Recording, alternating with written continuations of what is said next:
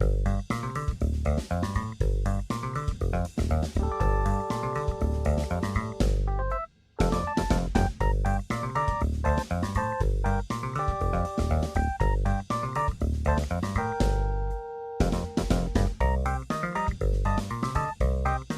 the only right, red the Rockets and Steve the only right. That's what red the is.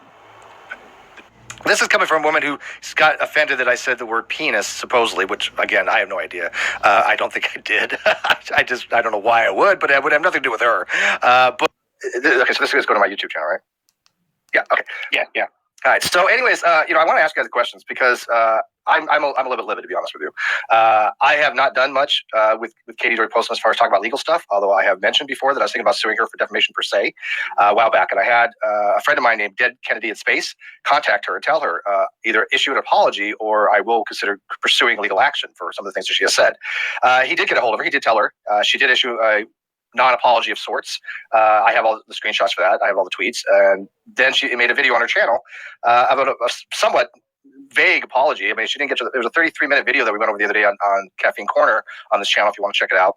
And she didn't get to an apology until about 30 minutes in. And even then, it was just half-assed. But it was enough for me to say, okay, well, I'll take you off the radar because my goal was actually to win back the Non Sequitur show and to hold Kyle accountable for what he did by taking all the money from the show. And so I was telling people that I had bigger fish to fry and I just couldn't waste my resources going after Katie. Well, now that the lawsuit basically has won for all practical purposes, I mean, I've won the lawsuit against Kyle. He cannot vacate that. That's a done deal. Right now, all we're waiting for is him to respond as to why I should not get the channel back and why he hasn't opened the books. That's the only thing the judge has asked. I gave an affidavit. The judge has said, okay, he accepts the affidavit. He'll file it as an order or motion if he doesn't hear from Kyle by the 9th, December 9th. And so far, that looks like it probably won't happen. And I doubt it will because I don't know what Kyle would say.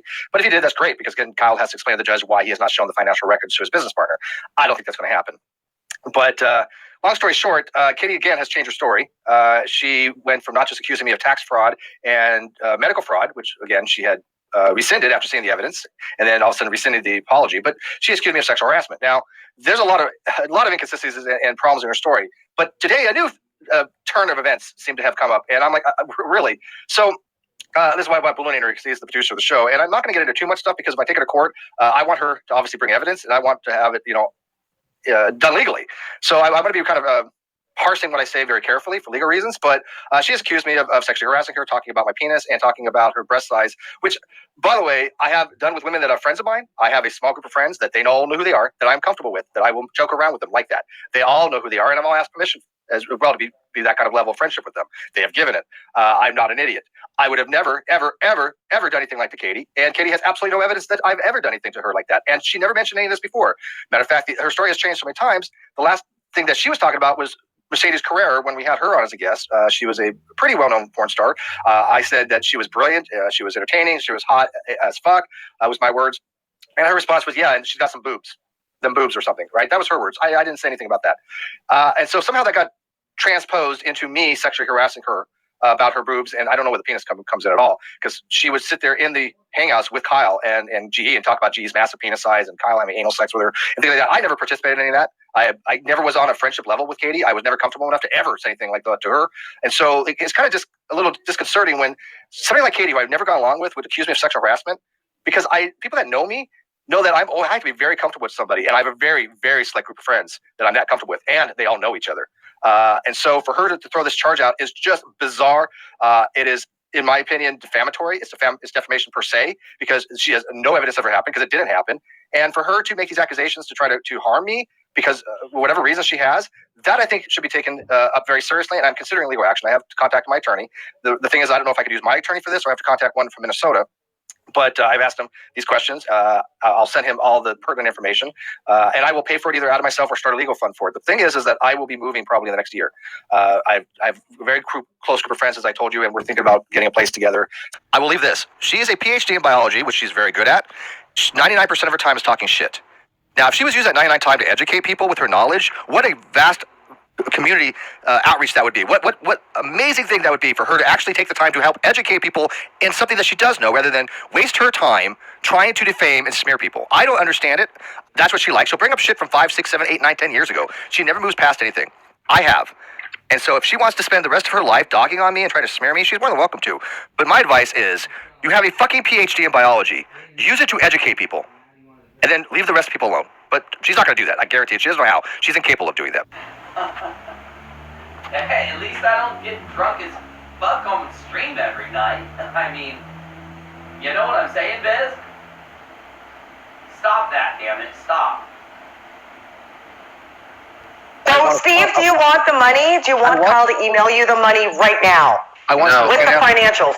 I want the financials. Yeah, he basically. Do you want the financials and the money? Like, do you want Kyle to email you the money? Let's one step at a time. I need the financials from Patreon, from Streamlabs, from Patreon, from the channel itself, from 2017.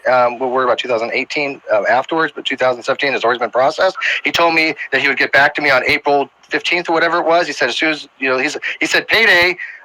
He's never once mentioned to me since April. What is this? May, June?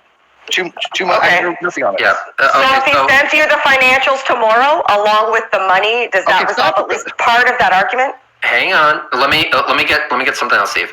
Steve is asking for 3 things actually. 1, he wants a transcript of the financials from everywhere.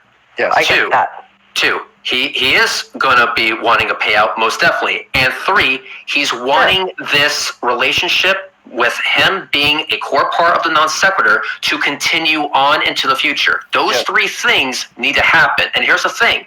Without Steve getting a sign-off on some sort of agreement in relation to those 3 things, non sequitur actually can't go on because Steve McRea was 50% of that. Now, Steve McRea is more than happy to work with Kyle in terms of how this 50% partnership is going to work, but it needs to be a partnership. If Kyle wants Steve McRea to take over the show for a week so he can have a vacation, that's fine. If he says, Steve McRea, you're going to do all the artwork and you're going to figure out the producing and you're going to figure out the guests, Steve has said, bring on that challenge. He loves it.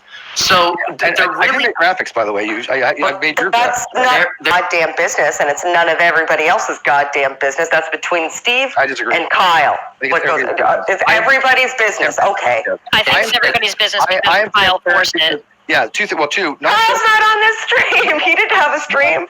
Who's forcing what? Non sequitur is everybody's channel. One of the reasons it got popular is because I and Kyle wanted to relate to a lot of people. I consider them family. I consider the live chat family. I consider the Patreons family. These are people that are my friends. These are people that respect their opinion. We talk to them, right? We have a huge following that like both when I'm on and Kyle on, sometimes it's Kyle, sometimes me. You can't please everybody, right? Okay, but we build it to be that way, Shannon. Yeah. Also, let me just read something from the chat that I think speaks volumes. Maybe Steve McRea would do more for the show if he got paid in all caps. He has to do other channels to make the fucking money. I was a patron to support Kyle and Steve in all caps. So. Steve? Did Kyle give you the opportunity to have money, but you weren't able to take it because you were on Social Security or veterans pension, and it would have affected that? And Kyle didn't. Because you're making it seem as though Kyle withheld money from you. No, let me make this very clear. Kyle said he would talk to me how it could be distributed. I asked him, okay, that's fine. Let's talk about how you're going to get it to me.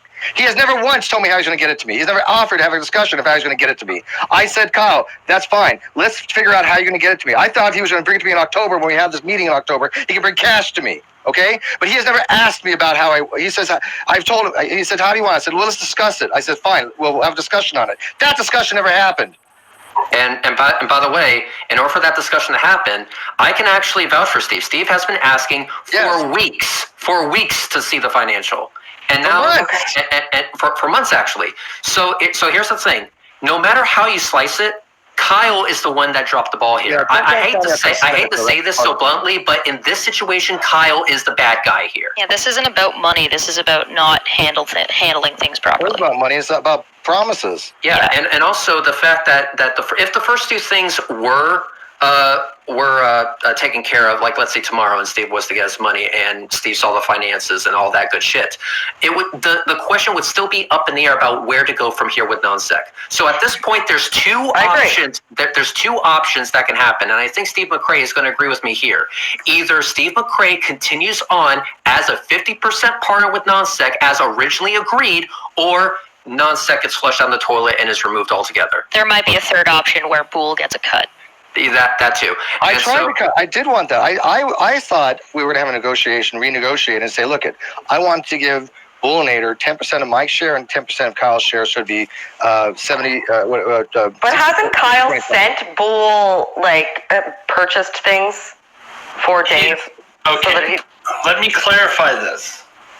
The agreement, there's been some agreement between Kyle and myself about paying for the internet bill here because I need that to produce the channel. So that's a channel expense. Right. And it's my understanding as a channel expense. So if he wants to count that as paying me, that's fine too. I can eat the expense of the internet. However, the number of shows that I do versus the amount of money I get per month, I'm not doing this for the money, guys. I'm not. If I was doing this for the money, I would have cut and run a long time ago. Amen. So let's just be clear. The whole reason I've carried on producing the Non Sequitur show is because I like producing it. I'm good at producing it. People have commented on my skills as a producer, and I want it as a portfolio. It's a good portfolio show. It says here. Steve's always right. Red rhetoric. Rockets and Steve's always right. That's what red rhetoric is. All right, everybody, sit down. This is really getting on my nerves. You guys are taking up too much of my time. I believe a serious blow to democracy has just been dealt. A travesty has occurred, and I want justice.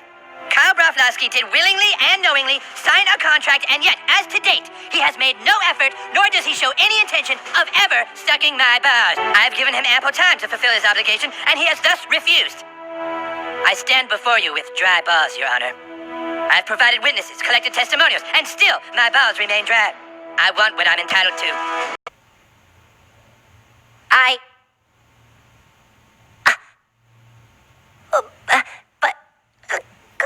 Come on, really?